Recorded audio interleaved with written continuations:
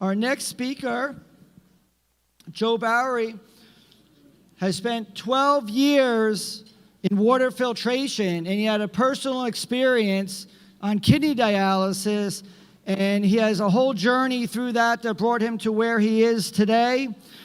And after having a transplant, he's passionate about sharing natural actions, livings, protocols for getting clean water. Let's give a warm welcome to Joe Borowy.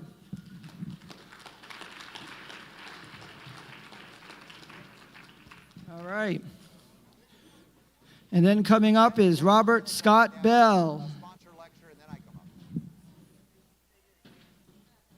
So it might be an hour, Vaughn. Hello. Oh, you got I got a mic, yeah. Sure, come up here. So yeah, I ended up on dialysis. I'll get to that in a second. But my journey started when I read the book Natural Cures by Kevin Trudeau. I was just a regular person in a regular conventional medicine family, and that opened my world to all the kind of stuff you see at an event like this. But of all the stuff he talked about at that event, for whatever reason, in chapter 6, there's a section about drinking and showering in filtered water. And it just was one of those things that like instantly struck a chord with me, and I didn't know why. And in the years that followed, in addition to kind of getting into the whole holistic lifestyle, I started buying and testing a lot of different filter systems. And it was really interesting because some were better than others, and some would get the water to where chemically it was totally pure. Distillation, reverse osmosis with deionization. You can get every chemical contaminant that's traceable out of the water. But it still wasn't the same as like the best spring waters I would buy. Not like everyday grocery store stuff, but like premium stuff you'll find at certain parts of the country, like water from Mount Shasta, for example, or Sedona.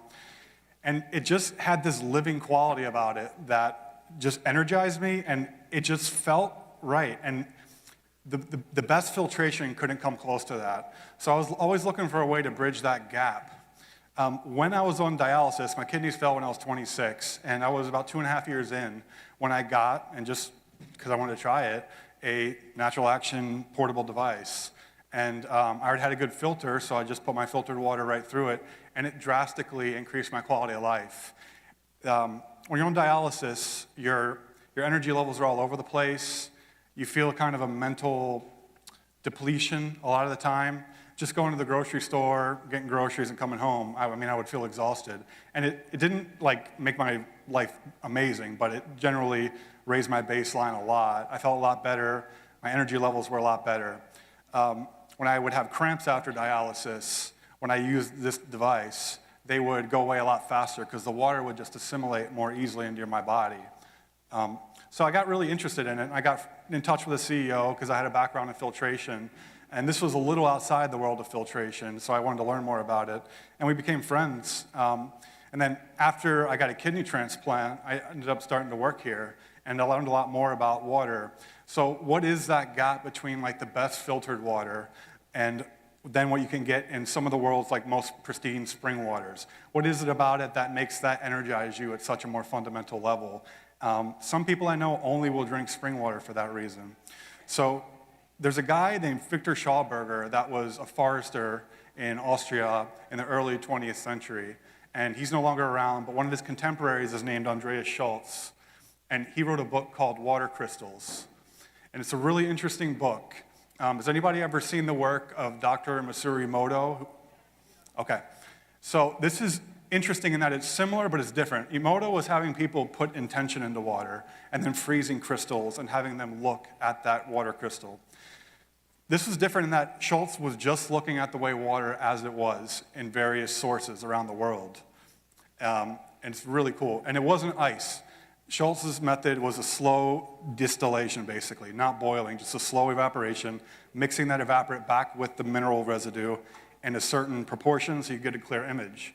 And no matter where he was in the world, this is one example, but dead water coming from taps always exhibited in these crystallization analysis right-angle patterns.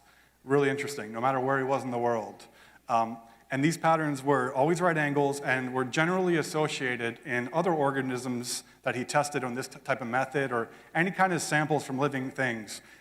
In degenerative states, these patterns would manifest.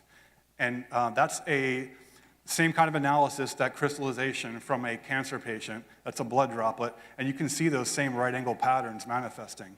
And it wasn't just this, it was a lot of organisms and a lot of samples. You would see this dominant. And this is what living water looks like. This is why the best distilled or reverse osmosis or ultra pure lab grade water you could get, it does not have these qualities. This is bottled water from Australia, spring waters. That one from the Canary Islands it's the cover of the book. I mean, it's one of the coolest crystals out there, and that's it's considered one of the best spring waters in the world. But you can see that's holy water from, I hope my pronunciation's not right, but it's Chartres, France. It's like a holy water from a cathedral in France. Also, the Ganges River in India, Lourdes, which is a sacred site in France, also had demonstrated these complex crystallizations. And the Ganges especially, I mean, that is one of the most contaminated water sources in the world. There's every kind of contaminant in that water, including a lot of human fecal matter. And because that's considered a sacred part of the world, or whatever the reason, people drink from that water and they survive. But it has a very strong living quality about it. So it tells you that the chemistry and the living water qualities don't always correlate. So this is Andreas Schultz, the guy who wrote that book. He's the contemporary Victor Schauberger. And this is the German tap water that was the control when he tested our most inexpensive, most basic device. We have them out there. It's the one I got when I was on dialysis, our most basic handheld portable device.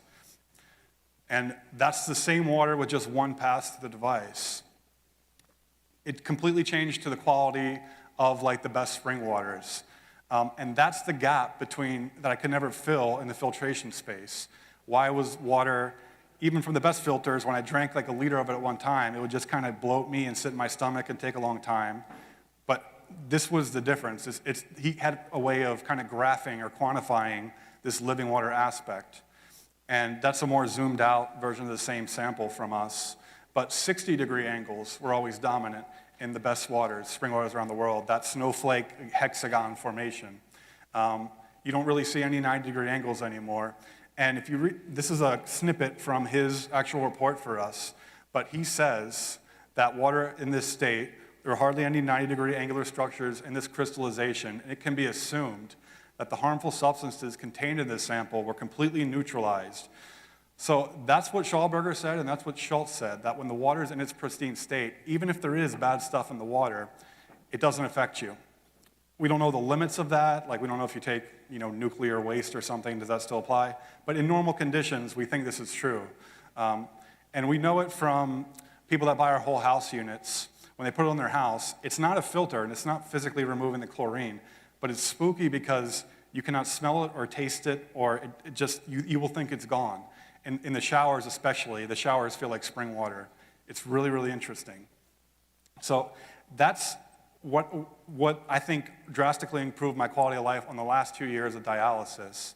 And I'm so thankful I found it because it's hard when you're in that state. I mean, we have a lot of customers that are cancer patients or are dealing with some other struggling condition. It's not going to cure whatever you're dealing with, but it's going to mitigate your condition by helping your body work better.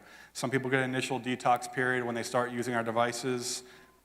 That's not for everyone, but it happens. And but that's because our water is so much more soluble. Any supplement you're doing, I took some like Chinese herbs when I was on dialysis. It makes them work better. A lot of times you can take less of them. Now, I'm taking a gross handful of drugs every morning because I have a kidney transplant, but I have to take them. I mean, I haven't really had any side effects from the drugs, except in the beginning when I was on a bunch of them, including like steroids and stuff. So it'll mitigate any challenges you're dealing with, and anything you're doing to help your body, supplement-wise or exercise or anything like that, it's going to enhance it, because hydration is the foundation of everything.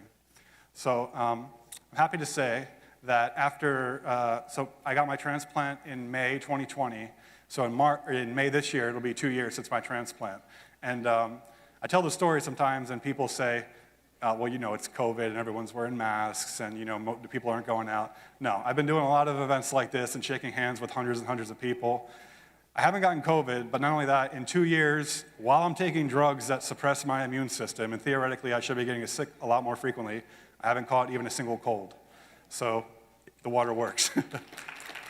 So and my time's up, but it was nice to be with you guys, and thanks for listening to my story. Our booth is right outside if you want to come talk to me. Thank you.